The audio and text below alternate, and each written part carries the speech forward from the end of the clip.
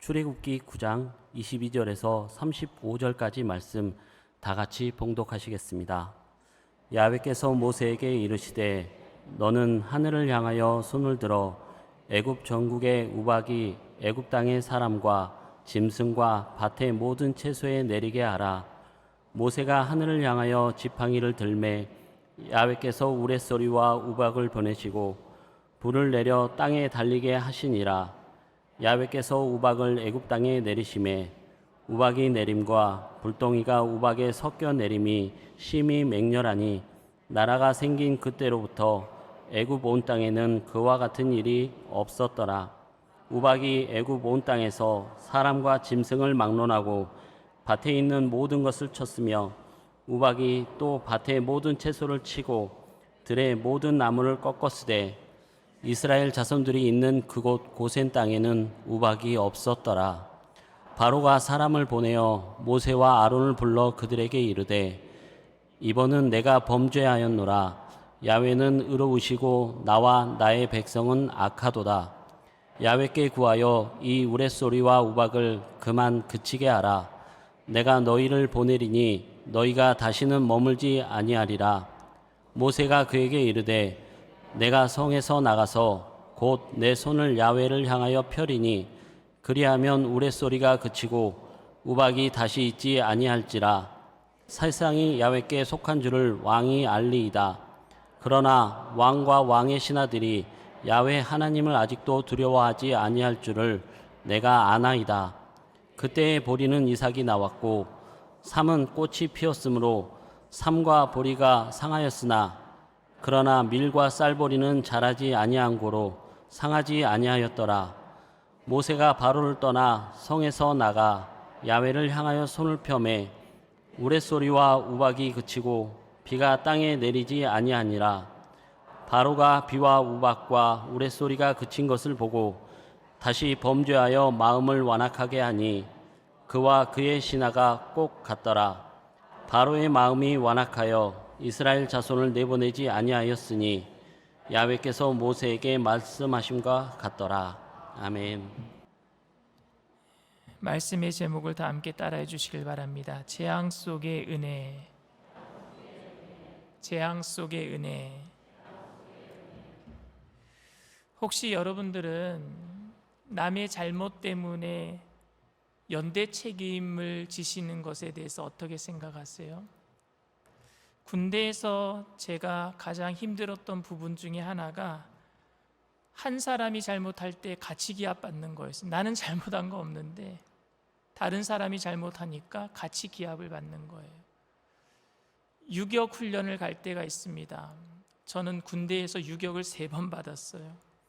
유격 훈련을 가면은 꼭 하는 게 뭐냐면은요, 팔 벌려 뛰기, 조교가 그래. 팔 벌려 뛰기 20회 그래요. 그러면 복명복창해야 돼요. 20회 그럽니다. 소리가 작다. 몇 회? 20회 큰 소리로. 그러면은 20회 시작할 적에 뭐라고 얘기하느냐? 마지막 구호는 생략하고 그래요. 그러면 군대를 안 갔다 온 여자분들이 많으니까 팔 벌려 뛰기 제가 한번 해볼게요. 이게 하나예요. 근데 이렇게 하다 보면은요, 요걸 20개 하다 보면 19번 정도 하면은요, 마지막 구호를 하지 말라는 걸 다 잊어먹어요. 정신 안 차리면은 마지막 구호를 누군가는 20이래요. 그러면 다 같이 기합받는 거예요. 정신을 차리자 그러면서 팔굽혀펴기를 하든지 아니면 원산폭격이라 그래서 땅바닥에 머리를 박든지. 그러면 20회가 안 맞춰지면 30회가 되고 30회 하면은 또 마지막 구호를 또 누군가가 붙여요. 한 100명 중에 한 명이 또 붙여요. 그러면 그게 40회가 되고 50회가 되고 그러다 보면은요, 막 짜증이 올라옵니다. 나는 잘못한 거 없는데 정신 바짝 차리고 마지막 구호는 나는 아는데 누군가가 하기 때문에 특별히 같은 전우가 그렇게 잘못해서 얼차려 받고 기합받는 것, 그것도 좀 짜증나기는 하지만 이해는 갑니다. 그런데 나와 전혀 관계없는 사람이 저지른 일 때문에 내가 같이 고통을 당한다면 여러분 어떤 생각이 드실 것 같아요? 너무 부당한 것 아닙니까? 전혀 일면식도 없는 사람의 잘못 때문에 그 잘못 때문에 고난을 당한다면 홀 어머니의 기도로 목사가 되어서 미국에 선교사로 오신 후배 목사님이 계세요. 그런데 미국은 지방이 너무 크니까, 스테이트가 너무 크니까 한 지방에 만약에 중북부 지방에라고 하면은 목사님들이 거기에 다 모여서 회의를 하게 되면요, 보통 어디서 오느냐, 멀리서 오기 때문에 3-4시간을 운전하고 가는 거예요. 시카고에서 중북부 지방에가 있는데 목사님은 저기 동부 쪽에 사시는 분인데 시카고까지 고속도로로 운전해서 이제 가야 되는데 난폭 운전자가 한 명 있는 거예요. 그래서 그 난폭 운전자를 피하려고 하다가 상대 쪽에서 오는 트레일러가 받아버렸어요. 그래서 목사님 그 자리에서 돌아가셨어요. 그 어머니 권사님은 그 난폭 운전자 미국 사람이에요. 알지도 못해요. 그런데 그 난폭 운전자 때문에 아들 목사님이 돌아가셔서 지금도 마음의 고통을 받으며 살고 계세요. 돈을 좀 많이 벌겠다고 부실 공사를 했던 악덕업자 때문에 삼풍백화점이 무너지고 성수대교가 무너졌어요. 얼마나 많은 사람이 죽었습니까? 한 사람의 잘못 때문에, 그것도 나와 관계없는 한 사람 때문에. 버지니아대 총기 난사 사건 여러분 아세요? 한 사람으로 인해서 32명이 목숨을 잃고 23명이 다치고 미국 전역을 발칵 뒤집어 놓은 최악의 총기 난사 사건으로 기록이 되는데 그 주범이 누군지 아시면 한국 사람이에요. 조승희 씨라고. 그 가족들은, 가족을 잃은 나머지 남은 유족들은요, 지금도 고통당하고 살고 있어요. 그러니까 다른 사람 때문에 고통당하는 것은 부당해 보이지 않습니까? 왜 저 사람 때문에 우리가 고통당해야 되는가? 그래서 잘못한 사람이 있으면 강력한 처벌을 원합니다. 왜? 저 사람 때문에 고통당하니까 강력한 처벌을 원해요. 왜 남의 죄로 엉뚱한 사람이 고난을 당해야 합니까? 죄를 지은 사람이 죄값을 받아야죠. 그런데 죄 짓지 않은 사람이 죄 지은 사람 때문에 죄값을 받는다라는 거, 이거 너무 불공평하잖아요.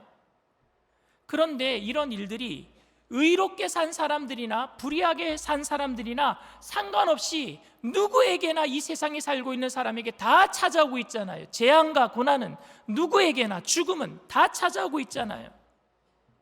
저는 이 재앙이나 고난을 당한 사람은 하나님의 심판 때문에 재앙을 당하고 고난을 당하고, 재앙을 받지 않는 사람은, 고난을 당하지 않는 사람은 하나님의 심판을 받지 않고 은혜 받은 사람이다라고 저는 생각하지 않습니다. 왜냐하면 예수 잘 믿는 사람들 중에도 이런 고난을 당하는 사람들이 많이 있어요. 법 없이 살아도 되는 사람들이, 이런 고난을 당하는 사람들이 많이 있단 말입니다. 거기에는 어떤 공식도 없는 것 같아요. 특별히 예수님은 누가복음 13장을 통해서 예루살렘의 실로암 망대를 쌓다가 죽은 18명이 죽을 때에 죽은 사람들은 죄가 많다라고 생각하고 그 속에서 살아남아 있는 예루살렘 사람들은 죄가 없어서 살아남았다라고 생각하고 있는 당시 유대인들에게 이런 말씀을 하셨습니다. 누가복음 13장 4절 5절 말씀입니다. 또 실로암에서 망대가 무너져 치여 죽은 18사람이 예루살렘에 거한 다른 모든 사람보다 죄가 더 있는 줄 아느냐? 너희에게 이르노니 아니라 너희도 만일 회개하지 아니하면 다 이와 같이 망하리라. 예수님의 말씀이에요. 4절 말씀은 이해가 가요. 실로암 망대가 무너졌을 때 18명이 죽었는데 살아남은 너희들도, 그 사람들이 죄값이 많아서 죽고 너희들은 죄가 없어서 살아남은 줄 아느냐? 너희들도 죄가 있다. 이 말은 이해가 가요. 살아남은 사람들도 죄가 있다. 이 말은 이해가 가는데 5절 말씀에 보면은 너희에게 이르노니 아니라 너희들도 만일 회개하지 아니하면 다 이와 같이 망하리라. 이 말은 좀 이해가 되지 않아요.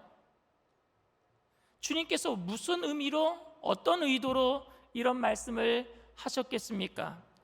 세상은 원래 악한 곳이고 세상은 원래 죄악이 들끓는 곳이니까 그런 곳에서 살다 보면은 그 죄값으로 인해서 망하게 될 텐데, 그러니까 망하게 되는 심판이 특별한 게 아니라 망하게 될 수밖에 없는 어쩔 수 없는 죄악이 만연한 세상 속에서 살아남은 게 은혜 아니냐라는 의미 아니겠습니까? 오늘도 우리가 재앙 속에서 재앙이 비껴갔다면 은혜인 줄 믿습니다. 그러니까 그런 세상 속에서 망하지 않기 위해서 어떻게 하라고요? 회개하라고요. 우리에게 기회가 주어졌을 때에, 은혜가 주어졌을 때에 회개해야 될 줄 믿습니다. 지금이 바로 은혜 받을 만한 때요, 지금이 바로 구원의 날인 줄 믿습니다. 주님은 우리에게 재앙 속에서 아직도 은혜를 베풀어 주십니다. 그러니까 심판받는 건 다 마땅한 거예요. 그러니까 심판이 특별한 게 아니라 은혜가 특별한 거예요. 심판 속에서 오늘도 우리를 참고 기다려주시는 하나님의 은혜가 특별한 줄 믿습니다. 그런 관점으로 오늘 애굽에 내린 10가지 재앙에 대해서 여러분들이 함께, 저와 함께 은혜를 나눴으면 좋겠습니다. 그런데 우리는 애굽에 내린 10가지 재앙을 보면서 어떤 생각을 하냐면요, 애굽은 예수를 안 믿는 사람들, 이스라엘은 하나님께 선택받아서 예수를 믿는 사람이라고 선택하고, 우리는 애굽 사람들과 달리 이 세상에서 살지만 재앙을 받지 않을 거라고 생각하고 있어요. 애굽 사람들은 재앙받아 마땅하고, 이 땅에 사는 세상 사람들은 재앙을 받아 마땅하지만, 이 땅에 살지만 예수 믿는 사람들은 재앙을 받을 필요가 없다, 애써서 애굽 사람과 우리를 선을 그어놔요. 우리는 좀 다른 사람. 어찌 생각하면 여러분, 애굽 사람들은 잘못한 게 없어요. 누가 잘못했느냐? 바로 왕이 잘못했어요. 바로 왕이 하나님께서 이스라엘 백성들을 불러내서 나를 예배하게 만들겠다 했을 때 바로 왕이 안 보내주니까, 그래서 애굽에게 10가지 재앙이 내린 것 아닙니까? 그리고 10가지 재앙이 내릴 때에 마지막 10번째 재앙인 장자를 치는 재앙 빼놓고는요, 첫 번째부터 9가지 모든 재앙은요, 어떻게 보면 바로에게는 임하지 않았습니다. 그는 왕궁에서 철저하게 보호받고 살았어요. 누구에게 재앙이 임한 거예요? 바로 왕 때문에 애굽 백성들에게 재앙이 임한 거예요. 그 애굽 백성은 무슨 죄가 있어서? 왕 잘못 만나서. 바로는 그런 큰 경험, 큰 고난을 경험하지 않았습니다. 처음에는 모든 물이 피로 변했어요. 그런데 왕이 말을 안 듣자, 말을 번복하자 개구리가 올라오는 재앙이 있습니다.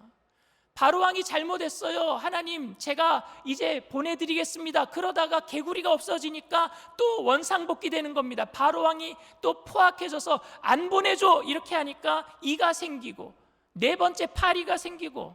근데 여러분, 첫 번째부터 4번째 재앙까지는 그냥 불편함입니다. 살면서 불편함, 물이 없으니까 목마른 불편함. 일주일은 참을 수 있어요. 불편함이 있어도 물 없이도 참아냅니다. 개구리랑 같이 사는 거 불편하지만 참아낼 수 있어요. 이가 생기는 거 불편하지만 참아낼 수 있어요. 옛날에 우리나라 이 많았어요, 여러분. 그래서 집에 참빗이 하나씩 다 있었습니다. 참빗을 가지고 신문지에다가 머리 이렇게 비우면 애들 머리에서 뭐 구두둑 떨어져요. 근데 그거를 손톱으로 딱 하면요, 피가 탁 터지는데 얼마나 기분이 좋은지. 저도 나이를 좀 먹었어요. 그렇게 해봤어요. 근데 불편하기는 하지만 살만은 합니다. 파리가 들끓어도 불편하지만 살만합니다. 그런데 5번째 재앙부터는요, 이 불편함의 재앙이 아니라 소유물을 가져가는 재앙이에요. 5번째 재앙부터는요, 가축들이 죽어나가기 시작합니다. 전염병으로. 6번째는요, 악성 종기가 나는 거예요, 사람들 몸에. 7번째 재앙이 오늘 읽었던 우박이에요. 우박과 불이 막 하늘에서 떨어지는 거예요. 온 들을 다 불태워버리고 식물들을 다 빵꾸내버립니다.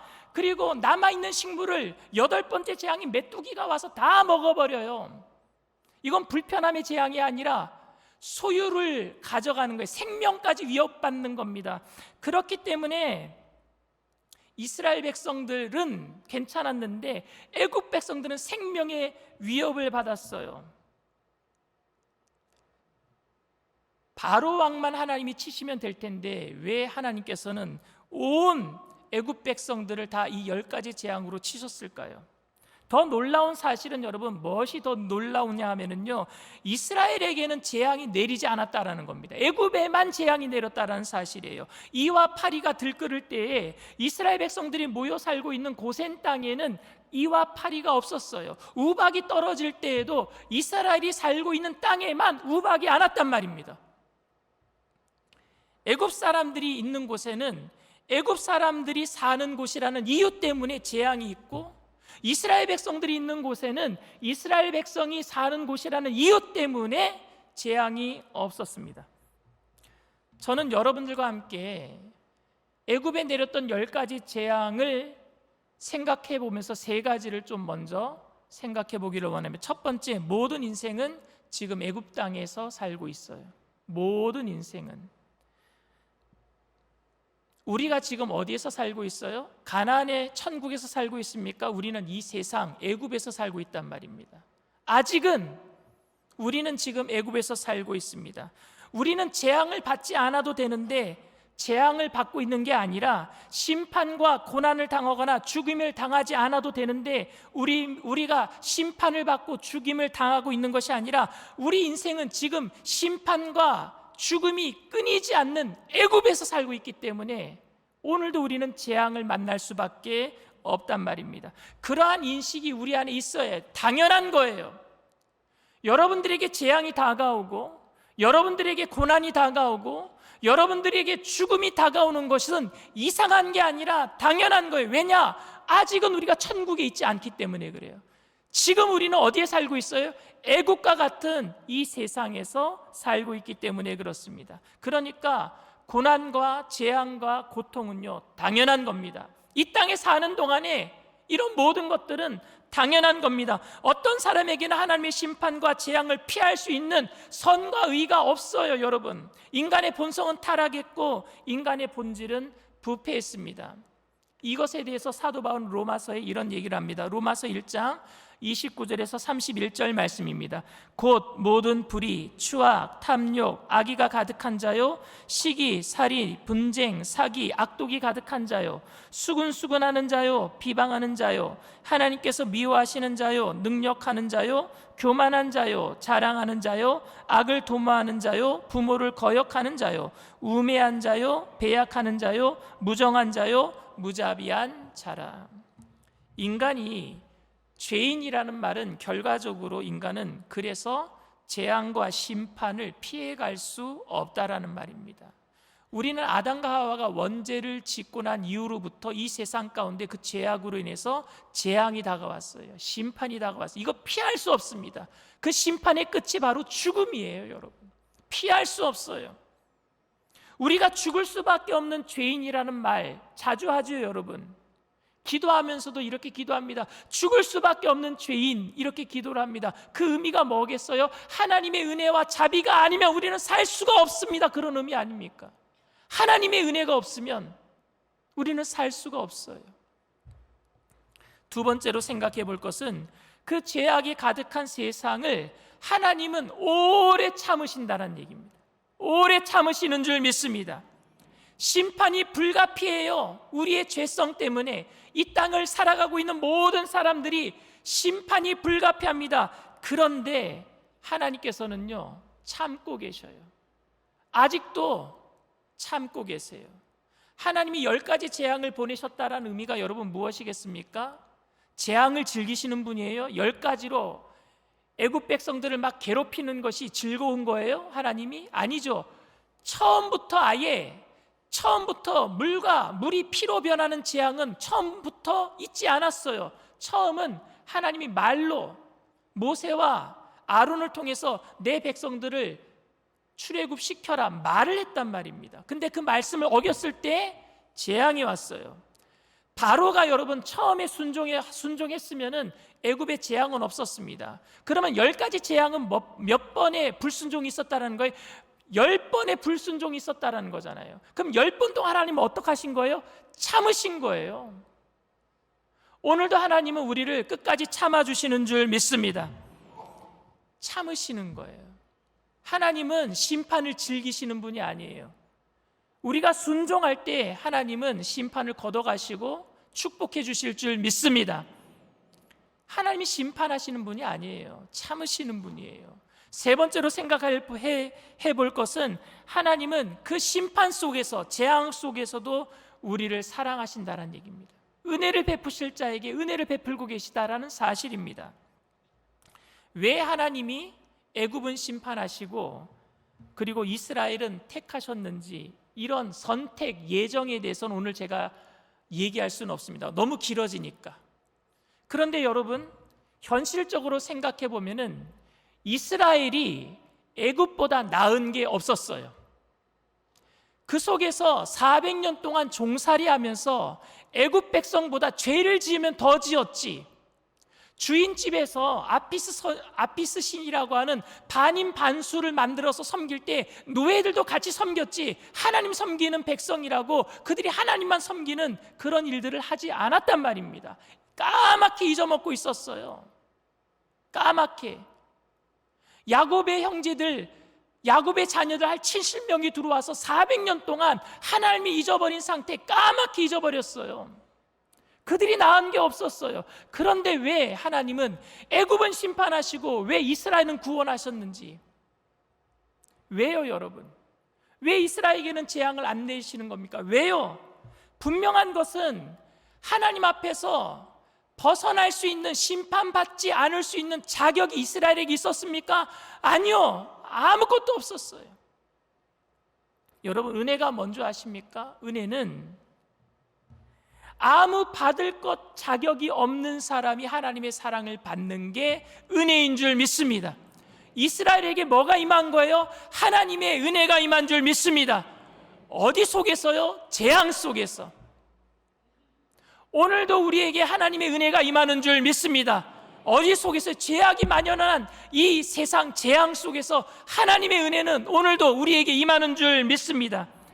그 은혜가 너무 크기 때문에 우리는 내가 받을 수 없는 것을 받을 자격이 없는데 받았기 때문에 은혜라고 얘기합니다. 은혜. 은혜의 뜻은 자격이 있어서 받는 것이 은혜라고 얘기하지 않아요. 자격이 없는데 받는 것을 은혜라고 얘기를 합니다. 현대 교회가 복음을 놓쳐버렸다라는 이야기를 듣습니다. 교회가 복음을 회복해야 된다라는 말을 듣기도 합니다. 그런데 복음을 놓쳤다라는 의미가 여러분 무엇이라고 생각하십니까? 예수를 믿고 구원을 받는다라는 그 메시지를 잃어버렸다라는 것은 아닌 것 같아요. 아무런 자격이 없는 사람들이, 가치도 없는 사람들이 은혜를 받고 구원받았다라는 그 인식이 사라져버린 상태를 얘기하는 것 같아요. 내가 뭔가 잘나서 하나님이 나를 구원해 주셨구나, 내가 믿음으로 뭔가 했기 때문에 하나님이 우리에게 좋은 축복을 주셨구나, 이렇게 착각하면서 믿고 있으니까 은혜를 까먹어버리는 거예요. 은혜는 자격 없는 사람들에게 그저 주시는 게 은혜인 줄 믿습니다. 그런데 우리는 믿음 또한 행위로 만들어버렸어요. 믿음 또한 내가 믿었어요, 내가 이렇게 믿었더니 하나님께 내게 복을 주셨어요, 내가 이렇게 믿었더니 하나님께서 우리 자녀에게 복을 주셨어요, 이렇게 얘기하는 것 자체가 믿음을 행위로 만들어버리는 거예요. 여러분, 행위로 나지 아니하고 오직 믿음으로 말미암는다라는 것은 은혜 받은 것을 반응하는 게 믿음인 줄 믿습니다. 거저 받은 거 감사해서 반응하는 게 믿음이란 말입니다. 근데 이 세상에서 재앙을 당하고 고난을 당한 사람들을 보면은 우리 기독교인들의 시각이 어떻다라고 보십니까? 아직 예수 그리스도의 은혜를 모르는 사람들, 믿어지지 않아서 자꾸 의심하고 자꾸 고민하고 도저히 믿어지지가 않기 때문에 자꾸만 의문을 제기하고 있는 사람들을 보는 기독교인들의 시선이 어떠하신지 아십니까? 소외되고 가난하고 불쌍한 사람들을 대하는 기독교인들의 태도는 또 어떤지 아십니까? 얼마나 교만합니까? 너는 복을 받지 못하기 때문에, 예수를 안 믿어서 복을 받지 못하는 나라가 되었다라고. 우리나라는 예수를 믿어서 지진도 피해가는데 너희 일본 나라는 지진이 나고 쓰나미가 나는 게 예수를 안 믿어서 그렇다라고. 우리는 그렇게 우리의 믿음을 차등을 두고 남들과 평가하고 그것 때문에 우리는 복 받았다라고 얘기하고 있지는 않습니까? 얼마나 자기 믿음을 자랑하고 자기 의의를 드러내고 결국 자기 열심을 자랑하고 있지는 않습니까?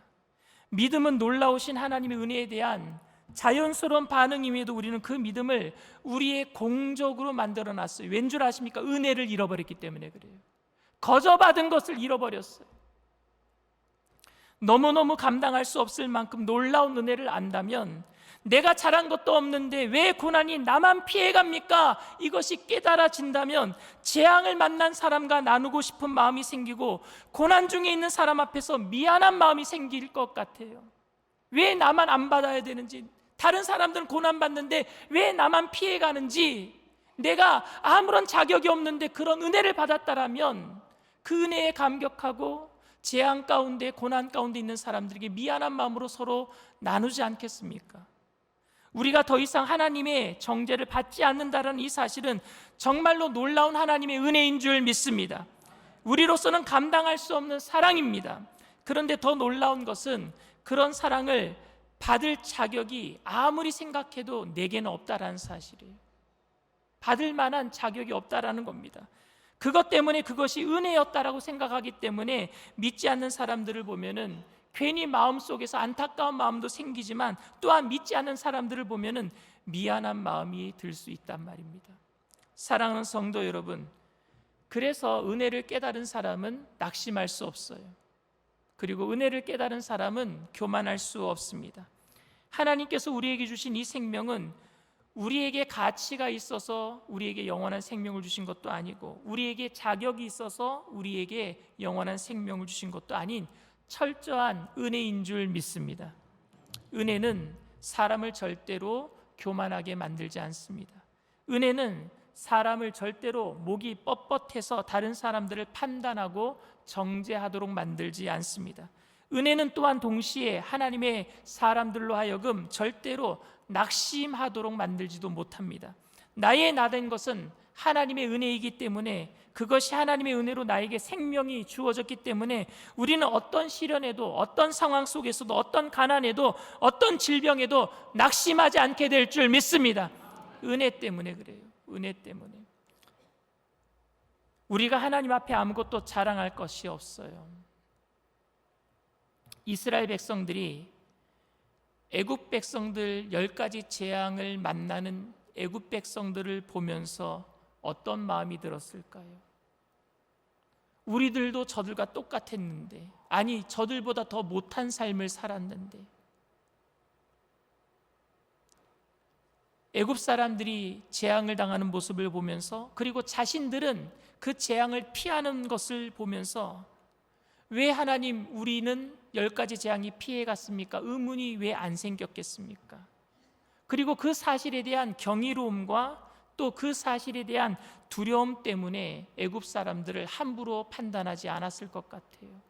그 재앙 앞에서 예수를 구주로 믿는 사람들, 그래서 그것이 은혜임을 아는 사람들은 그래서 다른 사람도 함부로 정죄하면 안 되는 것입니다. 어떤 사람도 함부로 판단해서도 안 될 것입니다. 우리는 그냥 이렇게 내가 주님 앞에 서 있다라는 것 그 자체만으로도 감당할 수 없을 만큼의 큰 은혜임을 날마다 깨달으며 살게 되기를 부탁을 드립니다. 고통과 고난이 끊이지 않는 애국과 같은 세상 속에서 오늘도 참고 계시는, 그리고 참으실 뿐만이 아니라 우리를 구원하시기 위해서 독생자 아들까지 주신 그 사랑 앞에 나의 공적, 나의 열심, 나의 의의를 내려놓고 진정한 은혜를 깨닫고 고난과 아픔 가운데 있는 사람들을 불쌍히 여기고 그들에게 미안한 마음이 들고, 왜 하나님 내게는 이런 재앙이 피해갔습니까? 하는 그러한 마음으로, 그 은혜로 함께 예수 그리스도의 모습을 닮아감으로 나눌 수 있는 저와 여러분들 다 되시기를 주님의 이름으로 축원을 드립니다. 이 시간 말씀을 생각하시면서 잠시 묵상으로 기도해 주시기를 바랍니다. 오늘 저희 교회에 처음 나오신 분이 계십니까? 오늘 처음으로 예배의 자리에 나오신 분이 계십니까? 여러분들이 오늘 이 자리에 오게끔 하신 것이 하나님의 은혜인 줄 믿습니다. 하나님의 은혜예요. 먼저 온 사람이 나중 온 사람보다 더 잘나서 먼저 온 것도 아니고, 나중에 예수 믿으려고 지금 나오신 분들이 먼저 온 사람보다 죄가 많아서 늦게 온 것도 아닙니다. 다 하나님의 시간에 맞춰서 은혜로 인해서 이 자리에 온 줄 믿습니다. 그 은혜에 반응하는 것은 한 가지라 그랬죠. 믿음이에요. 믿음으로. 믿음은 행위가 아니에요. 믿게끔 만들어주신 하나님의 은혜에 반응하는 게 믿음인 줄 믿습니다. 내가 오늘 예수 그리스도를 믿고 영원한 생명을 얻고 영원한 천국에 주님과 함께 늘 동행하기를 원합니다 하시는 분들은 믿음을 가지고 그 자리에서 일어나 주시길 바랍니다. 인터넷상에서 TV상에서 예배드리는 그 자리에서도 믿음을 가지고 일어나 주시길 바랍니다. 믿음으로 일어나신 분들은 제가 하는 기도를 따라해 주시길 바랍니다. 하나님 아버지, 저는 죄인입니다. 어디에서 와서 왜 살며 어디로 가는지 알지 못하고 방황하며 살았습니다. 저의 죄를 위하여 십자가에서 죽으시고 부활하신 예수님을 제 구주로 모셔드립니다. 저는 하나님의 자녀가 되었습니다. 지금부터 영원토록 주님과 함께 살겠습니다. 예수님의 이름으로 기도드립니다. 아멘. 할렐루야. 여러분들을 진심으로 축복하고 환영합니다. 예배가 마친 이후에 새가족 환영회에 꼭 참석해 주시길 부탁을 드립니다. 오늘은 예수님의 찢기신 몸과 흘리신 피를 먹고 마시는 성찬 주일입니다. 오늘 이 성찬을 참여하기 이전에 우리가 먼저 우리의 죄를 회개하고 순전한 마음으로 이 성찬에 참여하게 되기를 원합니다. 혹시나 내 의 때문에, 내가 이렇게 믿었습니다라고 하는 내 자랑 때문에 하나님의 은혜를 반감시키고 그 은혜를 잊어버리고 형식적인 종교인으로 살았다면 하나님이 용서하여 주시옵소서. 이 시간 다시 한번 예수님의 찢기신 몸과 흘리신 피를 먹고 마실 때 놀라운 하나님의 은혜가 다시 한번 내 마음속에 체험되게 하여 주시옵시고, 내 삶 가운데 결단과 하나님의 은혜가 내 삶 가운데 다른 사람에게도 흘러가게 하여 주시옵소서.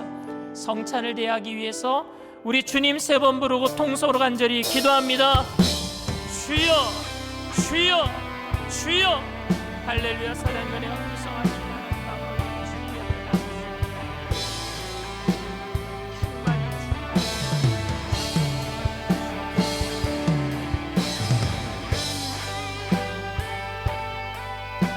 하나님 이 시간에 우리의 모든 잘못을 용서하여 주시옵소서.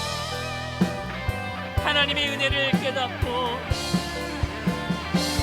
하나님 재앙 가운데 그 재앙 속에서도 은혜로 우리를 품어주시는 좋으신 하나님, 우리를 건져주신 그 하나님 앞에 감사합니다.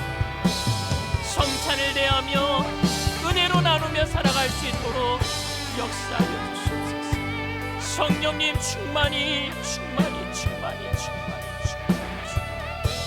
할렐루야. 주님 도와주시옵소서. 역사하여 주시옵소서. 도와주시옵소서. 역사하여 주시옵소서. 성령님 충만히 하여 주시옵소서. 감사합니다. 예수님의 이름으로 기도드리옵나이다. 아멘. 내가 너희에게 전한 것은 주께 받은 것이니 곧 주 예수께서 잡히시던 밤에 떡을 가지사 축사하시고 떼어 이르시되 이것은 너희를 위하는 내 몸이니 이것을 행하여 나를 기념하라 하시고, 식후에 또한 그와 같이 잔을 가지시고 이르시되 이 잔은 내 피로 세운 새 언약이니 이것을 행하여 마실 때마다 나를 기념하라 하셨으니 너희가 이 떡을 먹으며 이 잔을 마실 때마다 주의 죽으심을 그가 오실 때까지 전하는 것이니라. 그러므로 누구든지 주의 떡이나 잔을 합당하지 않게 먹고 마시는 자는 주의 몸과 피에 대하여 죄를 짓는 것이니라. 사람이 자기를 살피고 그 후에야 이 떡을 먹고 이 잔을 마실지니 주의 몸을 분별하지 못하고 먹고 마시는 자는 자기의 죄를 먹고 마시는 것이니라. 사랑과 은혜가 풍성하신 좋으신 하나님, 성찬을 대하면서 다시 한번 주님의 은혜를 기억하게 되기를 원합니다. 아무 자격 없는, 절대 받아서도 안 되고 받을 수도 없는 죄인들이 그 주님의 영원한 생명을 받고 은혜를 입게 하셨사오니 그 은혜 때문에 주님의 사랑을 다시 한번 깨닫고 우리들도 값없이 받은 것 값없이 나눌 수 있도록 이 세상 가운데 그리스도의 사랑을 전하며 살아갈 수 있도록 이 시간 성찬을 통해서 다시 한번 결단하게 하여 주시옵시고 다시 한번 그 사랑이 우리의 삶에 넘쳐나게 하여 주시옵소서. 감사드리며 예수님의 이름으로 기도드리옵나이다. 아멘. 성찬은 예수 그리스도를 믿는 모든 분들이 참여할 수 있는 예수님이 직접 만드신 예식입니다. 오늘 여러분들이 먼저 떡을 드실 때 기도하시고 그리고 잔을 드실 때도 기도하실 때 그냥 떡이 아니라 그냥 포도주가 아니라 여러분들을 살리는 예수 그리스도의 찢기신 몸이요 여러분들을 살리시기 위한 그리스도의 보혈이 되어서 은혜를 기억나게 하시고 세상 가운데 나가서 여러분들이 은혜로 살아갈 수 있는 능력이 되게 만들어 주실 줄 믿습니다. 이 시간 주보혈 찬양하시면서 모두 다 성찬에 참여하시겠습니다.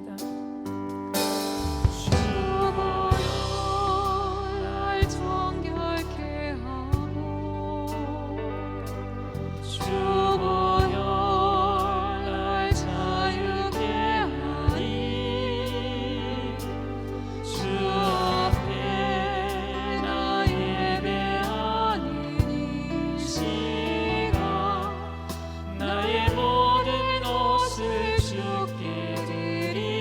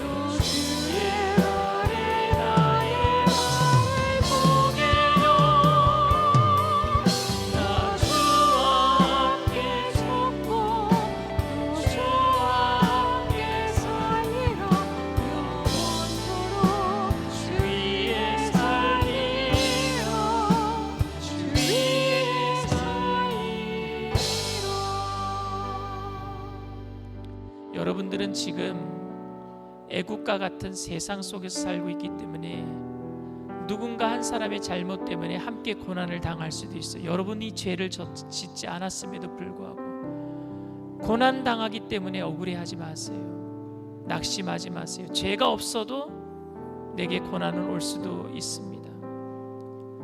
그런데 여러분, 고난을 피할 때에 나는 죄가 없어서 고난을 피한다라고 자만하지도 마세요.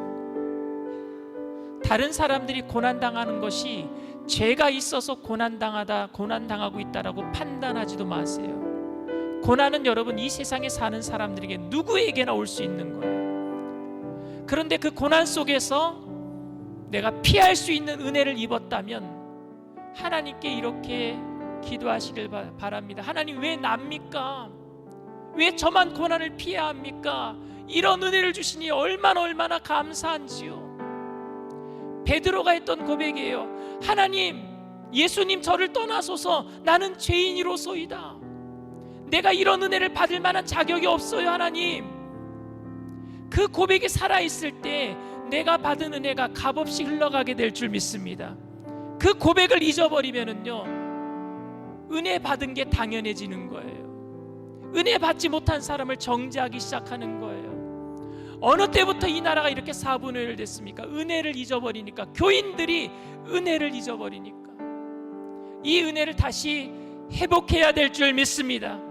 재앙 속에서도 우리를 건져주신 하나님의 놀라운 은혜에 감사한 마음으로 그 은혜가 내 속에서 살아서 역사하는, 다른 사람들이 흘러가는 은혜가 되게 하여 달라고, 성찬을 통해서 그 은혜가 우리에게 임하게 하셨사오니 결단합니다. 다시는 까먹지 않게 하여 주시옵소서. 우리 주님 3번 부르고 통서로 간절히 기도합니다.